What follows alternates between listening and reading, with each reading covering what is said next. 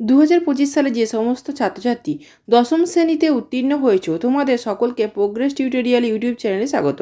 আজকের ভিডিওতে দশম শ্রেণীর সাহিত্য সঞ্চয়ন পাঠ্য বইয়ের বাংলা বিষয়ের জ্ঞানচক্ষু গল্পের বিষয়বস্তু আলোচনা করছি। এই গল্পের রচয়িতা আশাপূর্ণা দেবী।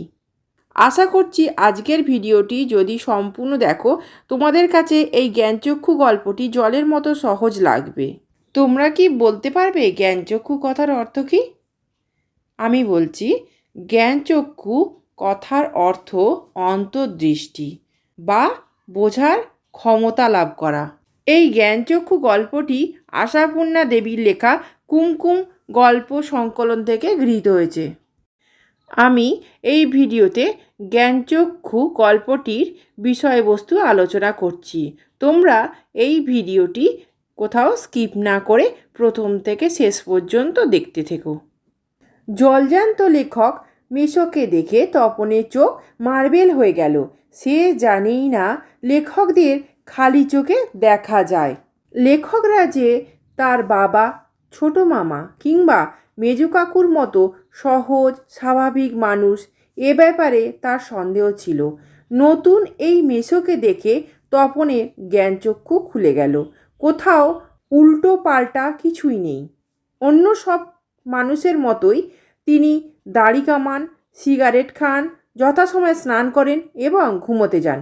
ছোট মামাদের মতো তিনি খবরের কাগজের সব কথা নিয়ে প্রবলভাবে গল্প করেন, তর্ক চালান এবং শেষ পর্যন্ত এ দেশে কিছু হবে না এ বলে সিনেমা দেখতে চলে যান।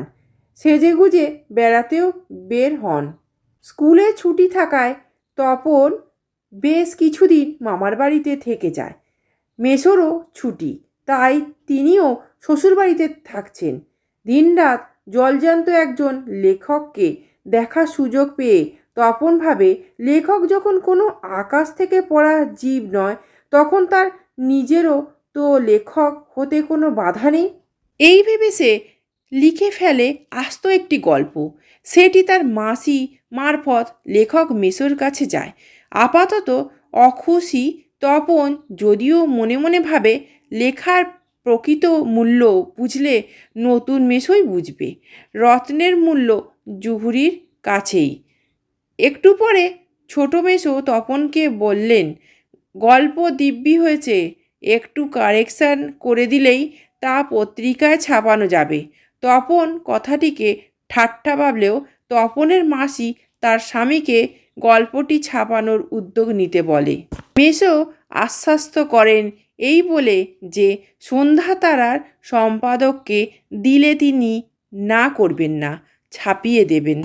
বিকেলে চায়ের টেবিলে তপনের গল্প লেখার কথা ওঠে। সবাই হাসাহাসি করলেও মেশো জানান তপনের লেখার হাত আছে, দেখার চোখও রয়েছে।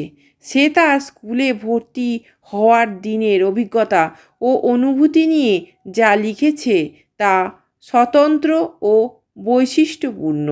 মেশোর কথায় তপন বিহ্বল দৃষ্টিতে চেয়ে থাকে। এক সময় ছুটি শেষ হয়, মেশো গল্পটি নিয়ে চলে যান। কৃতার্থ তপন বসে বসে দিন গোনে আর ভাবে, এতদিন ধরে শুনে ও পড়ে গল্প কি তা সে জেনেছে। শুধু সহজ সাধারণ মানুষই যে গল্প লিখতে পারে এই তথ্যটি তার অজানা ছিল। মেশোকে দেখে ব্যাপারটি সে জানতে পেরেছে। অবশ্য তপনের এই গল্প লেখার ও একটি গল্প আছে। মেশোকে দেখার পর একদিন দুপুরে সবাই যখন ঘুমে আচ্ছন্ন, তখন সে তার হোম টাস্কের খাতায় এই গল্পটি লিখে ফেলে। পড়ার পর সে রোমাঞ্চিত ও উত্তেজিত হয়। সঙ্গে সঙ্গে তার এতদিনের বন্ধু ছোটো মাসিকে তা পড়িয়েও ফেলে। তারপরেই গল্পটি মেশোর কাছে যায়। এই পর্যন্ত গল্পটা তোমাদের কাছে সহজ মনে হয়েছে তো? তোমরা বুঝতে পারলে তো? আর একটা কথা, এই চ্যানেলে নবম দশম শ্রেণীর বাংলা ইতিহাস ভূগোলে ফাইনাল পরীক্ষার কোশ্চেন প্যাটার্ন অনুসারে কোশ্চেন অ্যান্সার আলোচনা করা হয়ে থাকে। এই ধরনের ভিডিওগুলি পেতে চ্যানেলটি অবশ্যই সাবস্ক্রাইব করে রেখো এবং বেল আইকন প্রেস করে অল নোটিফিকেশান অন করে রেখো। এছাড়া ভিডিওটিকে লাইক কমেন্ট শেয়ার করো। এরপর তপনও মামার বাড়ি থেকে বাড়ি ফিরে আসে। এরপর অহরহ বাড়িতে তাকে ঠাট্টা শুনতে হয়। কবি, সাহিত্যিক, কথাশিল্পী কিংবা তোর হবে, হ্যাঁ বাবা তোর হবে, এই সব ঠাট্টা তামাশার মধ্যেই তপন আরও 2-3টে গল্প লিখে ফেলে।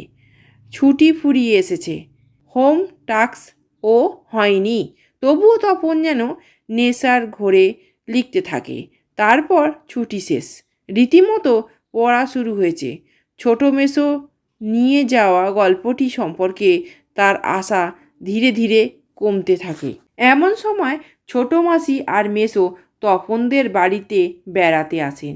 হাতে সন্ধ্যা তারা পত্রিকা। তপনের গল্প এই সংখ্যাতেই ছাপা হয়েছে। তপনের বুকে রক্ত ছলকে ওঠে।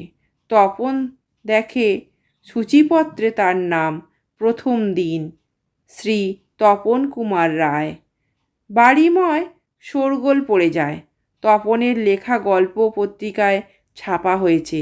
তার মেসো গল্পটি ছাপিয়ে দিয়েছেন। সবাই বলছে চমৎকার। মেসো অবশ্য মৃদু হেসে জানান নেহাত কাঁচা বলে গল্পটি একটু আধটু কারেকশান করতে হয়েছে। কথাটা ক্রমশ ছড়িয়ে পড়ে। তপনের বাবা বলেন, তাই? তা না হলে ফট করে একটা লিখলো আর ছাপা হলো। মেজ কাকু মন্তব্য করেন, ও তা ওরকম একটি লেখক মেসো থাকা মন্দ নয়। আমাদের থাকলে আমরাও চেষ্টা করে দেখতাম। সেদিন সবার মুখে তপনের গল্পের কথা ছাপিয়ে তার নতুন মেসোর মহত্বের কথা প্রচারিত হয়। তপন এইসব কথার মধ্যে ধীরে ধীরে কোথায় যেন হারিয়ে যায়। গল্প ছাপার ভয়ঙ্কর আহ্লাদ সে আর খুঁজে পায় না। অনেকক্ষণ পর তপনের মা তাকে গল্পটি পড়ে শোনাতে বললেন। তপন পত্রিকাটি হাতে নেয়। মায়ের তাগাদায় পড়তে উদ্যত হতেই হতবাক হয়ে যায়। এ কার লেখা? এর প্রত্যেকটি লাইন তো নতুন আনকোরা, তপনের অপরিচিত। এর মধ্যে কোথাও তপন নেই, পুরোটাই কারেকশান করা, পাকা হাতের কলমে নতুন করে লেখা। সব ধন্য ধন্য করে বলে তপনের লেখক মেসো তার গল্পটি ছাপিয়ে দিয়েছে। বইটি ফেলে রেখে তপন চলে যায়। ছাদে ওঠে, নিজের শার্ট দিয়ে চোখ মোছে। তার মনে হয় আজ তার জীবনে সবচেয়ে দুঃখের দিন। এই দুঃখের মুহূর্তে সে গভীরভাবে সংকল্প করে যদি কখনো লেখা ছাপাতে দেয় তা নিজে গিয়ে দেবে। তা ছাপা হোক বা না হোক, তাকে যেন আর শুনতে না হয় অমুক তপনের লেখা ছাপিয়ে দিয়েছে। আজকের ভিডিও এই পর্যন্ত। আশা করছি সমগ্র গল্পটি তোমরা বুঝতে পেরেছ। তাই এই গল্প নিয়ে তোমাদের আর কোনো সমস্যা হবে না। যে প্রশ্ন পরীক্ষায় আসুক তোমরা তার উত্তর লিখতে পারবে। এই ভিডিওটি যদি ভালো লেগে থাকে তাহলে অবশ্যই লাইক কমেন্ট শেয়ার করবে এবং চ্যানেলটিকে অবশ্যই সাবস্ক্রাইব করো। এছাড়া প্রোগ্রেস টিউটোরিয়াল ফেসবুক পেজটি লাইক ও ফলো করে রেখো। ধন্যবাদ।